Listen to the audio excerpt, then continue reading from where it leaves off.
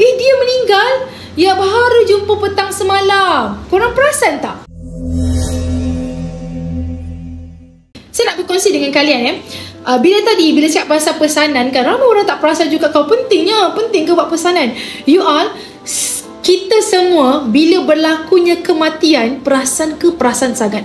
Orang Melayu terutamanya, saya tak tahulah, maafkan mungkin saya bersahabat juga dengan sahabat Chinese, Indian kan. But untuk orang Melayu, sebab saya orang Melayu, selalu kita cakap macam ni, perasannya macam ni, okay.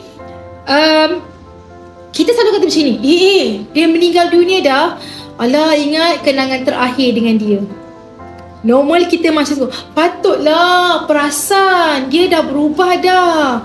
Saya perasan dia berubah kan, dia jadi senyap je. Rupanya dia dah tak ada hari ni.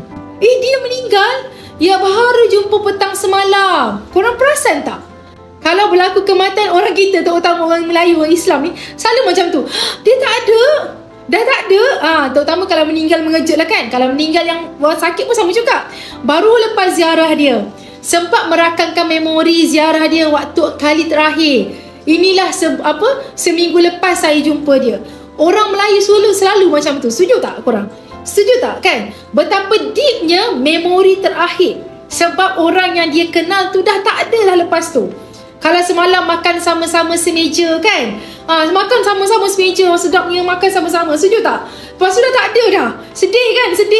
Sedih. Teringat-ingat pula, sampai terbayang-bayang meja makan yang terakhir bersama tu. Ataupun nak makan nasi lemak ni, last makan nasi lemak dengan kawan baik kita, makan kawan kita dah tak ada. Rasa macam seminggu, 2 minggu, sebulan tak nak makan nasi lemak. Sebab kalau makan nasi lemak teringat dekat kawan kita. Ada tak macam tu, momen macam tu? Siapa pernah lalui? Kan?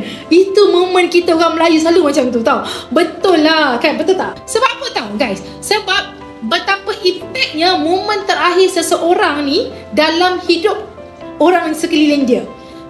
Betapa momen terakhir itu sangat penting dalam hidup sekeliling dia. So apa yang dalam wasiat yang kita sampaikan tadi adalah tentang nasihat, wasiat, pesanan. Kita boleh mewasiatkan, terutamanya sebab wasiat ni kan untuk ahli waris. Kita boleh mewasiatkan, contoh kalau saya adalah ibu, saya mewasiatkan kepada anak saya, anakku kan, ibu sekarang ni ketika anak mendengar bacaan wasiat ini, pastinya ibu telah meninggal dunia.